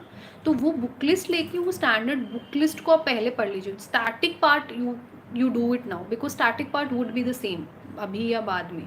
Current affairs and those aspects में change, but static part same ही रहता है। तो if you are in your graduation times, please do the static portion, and please choose your optional. If it is converging with your graduation subject, वो तो और भी अच्छी बात है, तो then it becomes easy for you. But I would say graduation के time पे, if time permits, do the basics for general studies and then pick up your optional. These चीज़ें you can do. If somebody is in school, बहुत सारे school के बच्चे पूछ रहे, पहले तो आई वुड सजेस्ट कि अभी से आप इतना टेंशन मत लो, but if you still are very sure कि यही करनी है मुझे, तो I think you can start studying, you can start reading newspaper. एक रीडिंग न्यूज़पेपर का एक अच्छे से एक हैबिट बना लीजिए, ताकि दैट विल हेल्प यू आगे जाके, एंड काफ़ी थरोली आप पढ़ सकते हो। Hindu is something that I would highly suggest, Hindu या Indian Express, you can pick anything, and just एक न्यूज़पेपर लेके उसको पढ़ सकते हो। If you are already in 11th and 12th, then you can do your NCERTs काफ़ी अच्छे से, because that would help you आगे जाके, it will set a good foundation for you.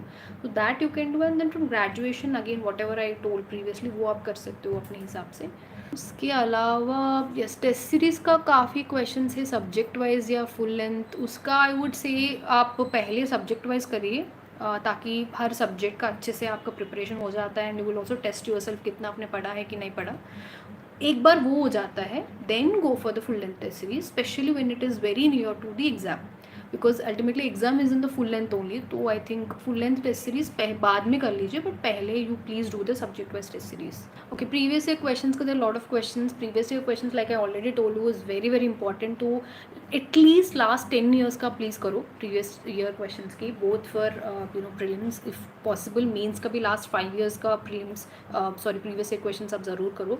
That will not only give you an idea, but will also just help out कि कुछ questions या कुछ topics काफ़ी सारे उसी पे दोबारा भी क्वेश्चंस पूछ सकते हैं, तो उस तरह आपको उस तरह भी आपको हेल्प करेगा। तो you please do previous year questions, prelims के लिए लास्ट 10 ईयर्स, मेंस के लिए at least last 5 years. Okay, motivation related भी काफ़ी सारे क्वेश्चंस है, I will talk about motivation last में, but I think for now revision का काफ़ी क्वेश्चंस पूछ रहे हैं कि रिवीजन का किस तरह करें। तो आई थिंक रिवीजन का सिंपल ये कर सकते हो आप कि एक साइंटिफिक अप्रोच आप ले सकते हो। Like for example, if you have 3 months का टाइम बिफोर प्रीलिम्स या अच्छा टाइम है आपको एग्ज़ाम से पहले, तो you can go for weekly revisions entire week. If you are studying something, keep one day, Sunday you can keep that one day for revision purpose कि entire week आपने क्या पढ़ा है. So that you can do for weekly revisions. If the exam is nearing, then you can go for other type of revision. For example, day 1 में जो या day 5 में मैं वापस उसको रिवाइज कर रही हूँ, ताकि साइकिल जितना कम छोटा सा रिविजन साइकिल रखोगे उतने बार you will be able to recollect them. तो in that way you can do कि कीपिंग द रिविजन साइकिल काफ़ी छोटा सा. तो if I am studying say history के फैक्चुअल चीज़ें आज, तो I use to revise them at least for half an hour to 1 hour. I use to study them on day 3 and then I used to pick it up again and I used to study them on day 5. तो इस तरह आई use to recollect काफ़ी सारे factual information specially prelims के लिए. तो वो आप एक कर सकते हो ताकि in that way you are revising the same thing multiple times, बहुत बार. तो इस तरह make sure you are revising at least 5 to 8 times हर static portion and also current affair portion if possible. 5 to 8 times if you are revising before prelims, that would do wonders. So that you can do. Fear of failure काफ़ी सारे questions है. I think everybody, even I was not certain 2 days before exam के results के भी. I think nobody is certain कि rank आएगा कि नहीं आएगा, हर stage clear होगा कि नहीं होगा. तो this is something that सबको है ये problem. anxiety हो, fear हो, होगा कि नहीं होगा. तो एक तो आपको ये क्लैरिटी होनी चाहिए कि why are you doing this exam, like what is the purpose, what is the motivation, like why am I even doing it. वो आपके अंदर क्लैरिटी होना इज़ वेरी इंपॉर्टेंट. पहली बात तो वो. दूसरी बात, we always make this exam एक बड़ा सा, we make it a huge deal कि अपना एकदम लाइफ और डेथ इसको कनेक्ट कर देते हैं. आई थिंक वो नहीं करना चाहिए, बिकॉज वो करेंगे तो एक ह्यूज प्रेशर आ जाता है and then we will not be able to perform well. तो वेरी वेरी इंपॉर्टेंट कि इस एग्ज़ाम को एक एग्ज़ाम की तरह ट्रीट करना एंड इसको एक बड़ा सा लाइफ नहीं बनानी है. आई से दैट अगर आप ये एग्ज़ाम प्रिपेयर कर रहे हो अच्छे से, you will either and up having a good rank या गुड सर्विस, या you will and up turning into a good citizen, because you will learn lot of things. And also not only that, but this information, this preparation का जो है, it will help you in any other profession. It will make you turn into a good person, and also it will give you lot of scope to get a good job. तो ये आप हमेशा रखिए. तो whatever preparation you are doing, that will always end up in that way. तो पहले तो वो आप एक broadly, ये तो मैंने एक example बताया है, but what I was trying to say is that just consider this exam as an exam. ज़्यादा नहीं प्रेशर लेनी है. वो थोड़ा मुश्किल है ये समझाना, बट आई थिंक खुद को ये समझाती रहिए बार बार, ताकि you will not take that pressure on you too much. तो एक तो वो है. एंड मेडिटेशन का मैंने इसलिए कहा है बिकॉज आई फील इस बार मेरे मेडिटेशन जब से मैंने करना शुरू किया है, ग्रेजुअली एक कामनेस, एक पॉजिटिविटी काफ़ी लेकर आई है. तो काफ़ी सारे टॉपर्स ने भी पहले काफ़ी मेडिटेशन योगा के बारे में बात किया है, तो मैं नहीं सुनती थी इतना, कि मुझे लगा इससे क्या ही होगा. But because I have done it this time, I can highly recommend to everyone out there कि मेडिटेशन करो. अगर कुछ नहीं आ रहा है मेडिटेशन का, तो at least sit and just close your eyes and just breathe in breathe out for 10 minutes every day. तो उससे भी आपको काफ़ी कामनेस, पॉजिटिविटी मिलेगी. And also surround yourself with highly positive and motivated people. Family आपका काफ़ी सपोर्टिव अगर है तो उनसे बात कीजिए. My friends have been huge support of me. तो मैं मतलब फ्रेंड्स को भी हमेशा उनसे रेगुलरली मैं बात करती थी. तो कोई भी पॉजिटिविटी जो भी आपको लेकर आ रहे हो, उन लोगों से आप जुड़िए. उन मूवीज़ आप देख सकते हो, या कोई सॉन्ग्स आप सुन सकते हो, वॉक पे जा सकते हो, कुछ भी कर सकते हो. Do anything to make yourself happy and positive, ताकि आपको वो फियर है या एंग्जाइटी वो काफ़ी कम होने लग जाएगा धीरे धीरे. एंड जस्ट एक वेरी इंपॉर्टेंट अदर रूल ये भी है कि जितना आप अंदर से जितना आप अपने आप को खुश रखोगे, that will reflect in your performance as well. And अपना एक सिंसियरिटी जो होता है ना, एक एवरीडे उठना है एंड इतने घंटे पढ़ने, वो सिंसियरिटी को बना रखे. Everyday you keep doing what you are suppose to do. उससे भी you will be able to give एक कॉन्फिडेंस आ जाता है उससे भी कि I am doing what I am suppose to do. तो एक वो करते जाइए. तो आई थिंक फियर जो भी है वो थोड़ा कम हो जाएगी. एंड होपफुली आपका अच्छी रैंक या अच्छे सर्विस मिलेगी.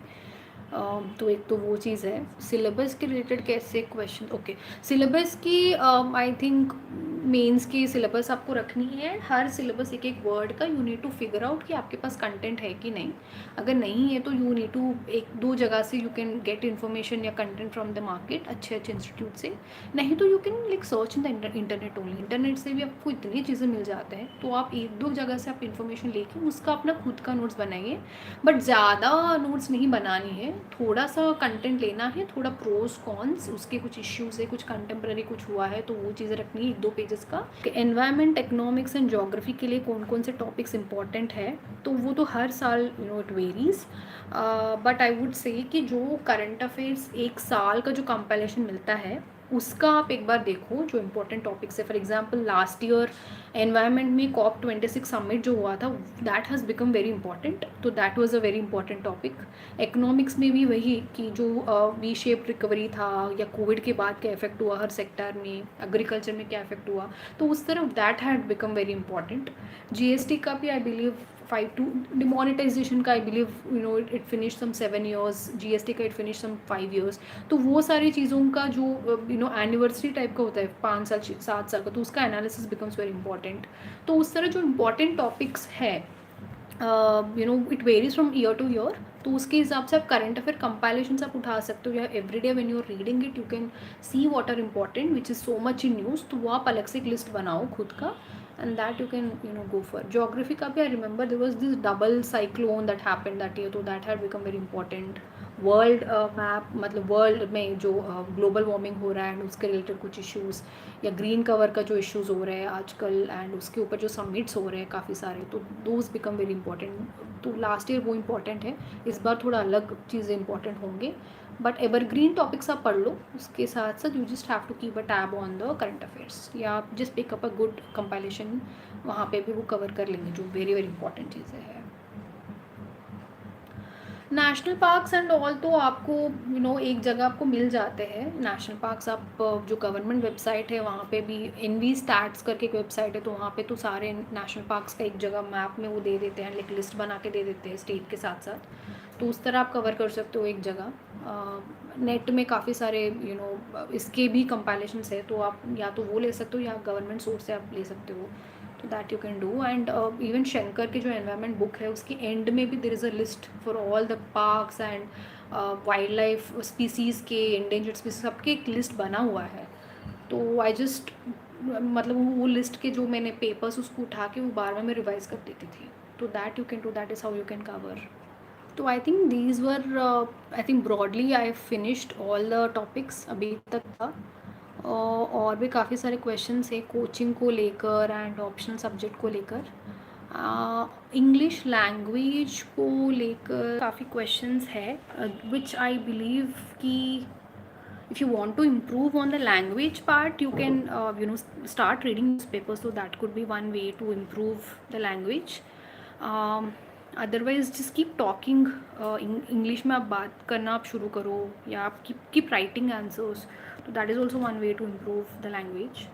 टाइम का अगर इशू है तो आप ना at least try giving one full length test for all the papers, and every day answer writing आप ज़रूर करो, and also keep adding lot of value addition thing, जैसे मैंने कहा है keep gathering examples for all the topics and factual information, and also draw lot of maps, diagrams आप draw करो, काफ़ी क्रिस्प रखो अपने आंसर्स को, एलैबोरेट नहीं करनी है, एंड मल्टीपल डायमेंशंस भी लेकर आनी है, तो that is one thing that you can do. Okay, coaching का पूछा है, तो I have not done any coaching, मैंने सिर्फ ऑप्शनल सोशियोलॉजी का I have taken coaching from Shankar IAS Academy, बाकी सब कुछ I have done on my own. I use to gather information, gather the material online से, या दिल्ली मार्केट में जब भी मैं गई हूँ वहाँ से लेके I have prepared on my own, तो I have not taken any coaching. And I would say कि वेदर यू टेक कोचिंग और not, end of the day आपको खुद को ही प्रिपेयर करनी एक डिसिप्लिन मैनर में कंसिस्टेंसी के साथ, तो आई वुड से कि वो उस पर ज़्यादा फोकस कीजिए रादर देन कोचिंग का। बट अगर कोचिंग लेना है तो आप, आई वुड रिकमेंड कोचिंग लेने का, आपको लग रहा है कि you don't have any mentors, you don't have somebody you can he keep guiding on a regular basis, खुद भी एवेल्युएट नहीं कर पा रहे हो, तो आराम से आप कोचिंग ज्वाइन करो। तो that is one thing.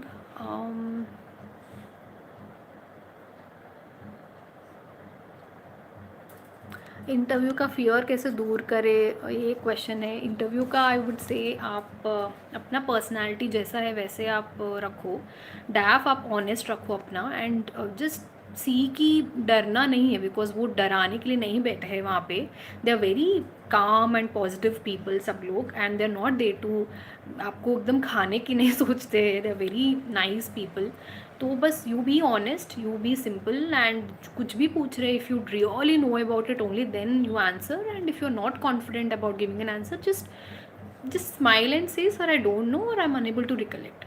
That honesty is also, is also appreciated. You are giving answers with lot of conviction, and आप सही जवाब दे रहे हो, आप कुछ मैनिपुलेट करने की कोशिश नहीं कर रहे हो। तो keep that in mind, and एक फियर सा माहौल बना के मत जाओ, बिकॉज जो मॉक इंटरव्यूज होते हैं जिस तरह वो डराते हैं, इतना नहीं होता actual interview. They are very nice people, they are very cordial, mostly सबके कॉर्डियल ही रहते हैं इंट्रैक्शंस। तो आप वो एक चीज़ ज़रूर बना के जाइए। 4 to 5 मॉक इंटरव्यूज़ आप दे सकते हो। मुझे लगता है कि जो 1 to 1 इंट्रैक्शंस होते हैं वो काफ़ी सही रहते हैं, more than the panel boards. तो 2 to 3 1 to 1 मॉक इंटरव्यूज़ दीजिए, and 3 to 4 panel board interviews आप दे सकते हो to improve. Yes, the one-to-one interviews that I gave was with Vinay sir, Insights, coaching center में उनके साथ मैंने one-to-one mock interviews दिए हैं, which were very very fruitful, and also with Ravindran sir, Vajiram में उनके साथ भी मैंने one-to-one किया है, तो that was very very helpful। काफ़ी गाइड किया उन्होंने कि किस तरह improve कर सकते हैं, तो वो आप ज़रूर कर सकते हो, एंड जो भी फियर है वो सब कुछ चला जाएगा। Between prelims and mains, my main focus area was to keep my resources very minimum and keep writing. जितना मैंने प्रीलिम्स के लिए सोचा है कि प्रैक्टिसिंग द एमसीक्यूज, उसी तरह I kept writing lot of answers both for optional as well as GS and SA. थोड़ा ऑप्शनल के लिए मेरे पास टाइम नहीं रहा था, specially because this time there was very very less time. तो इसलिए I kept writing lot of answers for GS and SA, but I think writing has been my major focus, and also making short notes. तो these were 2 important things, because I realise कि अगर आपके पास short notes नहीं रहेगा तो आप revise ठीक से नहीं कर पाओगे एग्जाम के टाइम पे, एंड जितने भी आपने पढ़े होंगे वो सब कुछ भूलने के काफ़ी हाई चांसेस होते हैं। तो शॉर्ट नोट्स एक मेरा फोकस था कि हर टॉपिक के ऊपर मेरे पास एक शॉर्ट क्रिस्प नोट्स होनी चाहिए, which should help me in the revision part, specially during the papers, and also writing answers जितना हो सके उतना ऑन ए डेली बेसिस। तो these two have been major focus areas. Daily schedule has been 8 hours तो मैं minimum रखती थी, Monday to Saturday at least. Sunday थोड़ा ऑफ लेती थी, हाफ डे तो एटलीस्ट ऑफ ले ही लेती थी। तो daily schedule has been, I use to start between 8 to 9 AM। Morning एक स्लॉट रखती थी, which was a very difficult topic, अगर कुछ है तो वो मैं मॉर्निंग स्लॉट में कर लेती थी। Then 1-2 hours I use to take lunch break, and then again afternoon का स्लॉट लेती थी, जहाँ पे I can solve few MCQs या रीड न्यूज़पेपर और finish off any other topic. उसके बाद अगेन 1-1.5 आवर का यूज़ टू टेक ब्रेक, जहाँ पे I use to do any exercise कर लेती थी, या कुछ वर्कआउट कर लेती थी, या आई यूज़ टू डांस, या I use to just walk around, use to spend time with family because I was at home this time. तो एक तो वो करती थी, एंड उसके बाद I use to have my dinner. I use to have my dinner very very early, before 7 PM, तो वो मैं कर लेती थी। एंड उसके बाद अगेन माई थर्ड स्लॉट, तो उस टाइम पे I use to solve a test, or I used to study any current affair thing. I used to do my newspaper, or I used to listen to any videos, or I used to search something. So that used to be more of a very active वाला चीज़, जहाँ पे अपना mind को active रखने के लिए कोशिश करती थी, because by the time you go by the end of the day आप थोड़ा माइंड पे थक जाता है। तो use to just solve something, or used to watch some videos current affair के related उस तरह, ताकि I can keep it very active रात को। and then I used to revise, अगर कुछ हो पाए तो end of the day जो भी दिन में पढ़ा है, otherwise I used to sleep early. तो I used to meditate as soon as I wake up, and I used to meditate before I sleep. तो this was pretty much my schedule, and I use to make sure कि मैं जितना हो सके उतने breaks ले लूँ, हफ्ते में एक बार या once in a 2 week time period. तो उस तरह यूज़ टू मेक श्योर कि काफ़ी ब्रेक्स भी ले रही हूँ इस बार, ताकि I can be rejuvenated and I can prepare well बाद में। तो that was one thing. Okay, if you could go back to the time you started your preparation, what would you do differently? I think whatever I did this time that is what I would do. पहले तो अपनी anxiety, fear, वो सब कुछ को कम कर देती थी. एंड ऑल्सो एक स्ट्रैटेजी के साथ जाती थी, that is to make it very simple. हर स्टेज का I use to keep a proper two pronged approach, that is to keep the sources minimum and to practice a lot. Prelims का अगर है तो keep your sources minimum and practice lot of MCQs, तो वो एक चीज़. And अगर mains अगर है तो keep your sources minimum, revision का एक मटेरियल बनाओ and then write lot of answers. तो that I use to do. And for interview also same, कि gather some information based on your DAF, उसके लिए कुछ कंटेंट बनाओ and then you practice a lot, that is to speak a lot. तो ये एक simple strategy बना के I use to make the whole preparation very balanced, जहाँ पे मैं स्पोर्ट्स भी कर रही हूँ, अदर एक्टिविटीज़ भी कर रही हूँ पढ़ाई के साथ साथ. तो I think broadly this would have been my strategy this time, अगर मैं डिफरेंटली करना चाहूँ तो. फर्स्ट अटेम्प्ट में क्लियर करने के लिए क्या टिप्स होनी चाहिए? आई थिंक बैलेंस प्रिपरेशन एक रख सकते हो आप, and just master every stage. जो मैंने अभी कहा है प्रैक्टिस का, वो ज़्यादा करना is very important. And keeping your strategy very simple. जितना आप सिंपल रखोगे, जितना आप कॉन्फिडेंट के साथ आप प्रैक्टिस करोगे, एक सिंसियरिटी के साथ every day, if you keep working hard, it's very doable. First attempt में क्लियर करना, it becomes very very easy. But you need to have a clear cut strategy. Optional का एक क्लियर कट स्ट्रैटेजी होनी चाहिए. Content का काफ़ी you need to have a clear cut understanding कि content मेरे पास है, अब नेक्स्ट ये करनी है, तो वो एक अंडरस्टैंडिंग डेवलप करना इंपॉर्टेंट. खुद अगर कर पा रहे हो तो बड़ी अच्छी बात है, but if you are not able to do that, do not shy away from taking help from seniors, mentors, but I would say taking help from somebody who has been through this journey enough times, and somebody who is very very reliable. To choose those people wisely and फिर just blindly follow, that is very important. ज़्यादा इधर उधर नहीं भटकना है. just following simple strategy and following या understanding what your strengths and weaknesses are by discussing with these faculties or mentors that you are interacting, and फिर आराम से करते जाओ.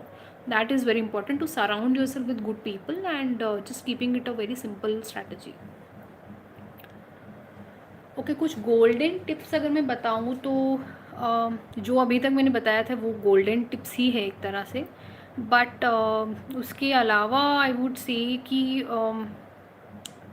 इनके अलावा आई वुड से कि keep your self very very motivated through out. keep reminding yourself why are you doing it, because that will every day that will fuel you to give your 100%. तो वो एक मोटिवेशन आप ज़रूर रखिए. उसके अलावा जो मैंने प्रीलिम्स, मेंस और इंटरव्यू में मैंने जो भी बताया है वैल्यूएशन के लिए, वो ज़रूर आप अपनाइए. तो I think pretty much if you see the summary of whatever I spoke so far, तो वो अपने आप में ही गोल्डन टिप्स है. तो आप ज़रूर देखिए. ओके, तो I think broadly I have covered all the questions. काफ़ी सारे क्वेश्चन है how to start the preparation. तो आई थिंक सिलेबस से आप शुरू करो एंड देन यू कैन उसके हिसाब से you can gather the content and then revise and keep writing and keep solving. एक इंटीग्रेटेड अप्रोच से आप शुरू करो. If you are starting any subject right now, तो उसका MCQ भी करो एंड आंसर राइटिंग भी करो. तो that you can do. That is a good way to start your preparation syllabus से. See what are the subjects, what is your optional, उसके हिसाब से you start from the basics थोड़ा, then the textbook, standard textbook for it, then you see how you are studying through, test yourself through MCQs and through answers. That would be your best way. Okay, काफ़ी सारे और questions आ रहे हैं, but I think few other FAQs जो बहुत बार पूछते हैं वो मैं बात करना चाहूँगी. स्पेशली कुछ आई थिंक बहुत सारी लड़कियों का I get lot of messages. तो my message to female candidate specially is that बहुत सारे इश्यूज़ बताते हैं ऑब्स्टेकल्स की, जैसे मैरिज का प्रेशर है, या घर पे they have given a deadline कि आप सिर्फ 1-2 अटेम्प्ट्स ही दे सकते हो, या कुछ कभी कभी सेल्फ डाउट ही इतना ज़्यादा हो जाता है कि मतलब मैं कर पाऊँगी कि नहीं कर पाऊँगी. तो for them I would say is जो भी ऑब्स्टेकल लग रहा है आपको, turn that into a motivation. For example, if there is a pressure of marriage, keep that as a motivation कि मुझे कुछ बन के दिखानी है. खुद के लिए, not for anybody else but खुद के लिए. तो that you can start taking it as a turn that obstacle into an opportunity, turn that obstacle into a motivation. तो मोटिवेशन का काफ़ी सारे क्वेश्चंस आ रहे हैं. तो I think whatever obstacle या जो भी आपको प्रॉब्लम लग रहा है, तो turn that only into a motivation. And हर दिन वो रिमाइंड करना है बार बार. And if you keep doing it and एक हार्डवर्क अपना पूरा स्ट्रैटेजी में एक हार्डवर्क अगर आप इंटीग्रेट कर रहे हो हर चीज़ में सिंसियरिटी के साथ, everyday if you keep working, I believe आराम से आप क्लियर कर सकते हो. There is this very famous saying also that अगर आप शिद्दत से कोई भी चीज़ को पाना चाहते हो तो पूरी दुनिया उसको आपको मिलाने की साजिश में मिलाने की कोशिश कर लेती है. तो pretty much the crux of it is that if you sincerely work towards something you will the entire world moves so that you can achieve that. तो वो I honestly believe in that a lot. मैंने कोई coaching नहीं ली है. आई have not studied through via coaching और something of that sort. मैंने अपना ही खुद का मैंने सोर्सेस एक जगह इकट्ठा करके I use to just work hard simply every day. I believe that if I keep working hard every single day उसका रिजल्ट इमीडिएटली शायद मुझे नहीं दिख रहा हो, एंड कभी ना कभी वो दिखेगा. And that was the reason why I was able to crack this exam twice. I was able to get rank 2 times. तो अगर मैं कर पा रही हूँ तो आई बिलीव कोई भी कर सकते हैं. तो it's just that you need to have that strong belief in yourself. If you believe in yourself 50% job is done. Because you need to believe in yourself. Exam इतने uncertain है, किसी को भी नहीं पता list में नाम आएगा कि नहीं आएगा. तो if you keep believing in yourself, in your hard work, and if you believe that कि आप सही कर रहे हो, and if you are taking help continuously लोगों से, and if you are keeping yourself very positive and happy mindset अगर रख रहे हो, तो it is very very easy and it is very very doable. It's not impossible. बहुत सारे लोग अलग अलग बैकग्राउंड से they are able to do it. तो if they are able to do it, there is no way that you would not be able to do it. So that is important. Like dreams are always जो भी एक sincerity के साथ dream कर रहे हैं उन सबका हमेशा ड्रीम्स प्रूव हुए हैं. Like they were able to fulfil those dreams. तो if you have a big dream, it doesn't matter आप कहाँ से आ रहे हो, किस बैकग्राउंड से आ रहे हो, कितना आपको कर रहे हो, कितना आपको फियर हो रहा है, कितना एंग्जाइटी हो रहा है, it doesn't matter. If you work hard sincerely every single day, तो it is very much possible कि आप भी क्लियर कर सकते हो. आप भी आपका जो भी गोल है उसको आप आराम से आप उस गोल को अचीव कर सकते हो. तो I would and here, I would conclude here कि आई हैव जो भी मैंने स्ट्रैटेजी अभी तक का जितना भी मैंने शेयर किया है, आई एम होपिंग कि आपके लिए कोई यूज़ हुआ हो. If there are any other questions, I am available on my insta handle पे, तो you can always drop me a message there. And I really really hope that I've answered all the questions, and I really really wish everyone out there all the best. And आराम से एक positive mindset के साथ, if you keep working hard, if you prepare well, you will also achieve your goals. So I wish you all the best, and thank you so much for this opportunity for UPSC Times. And I think I was of some help. So yeah, thank you so much.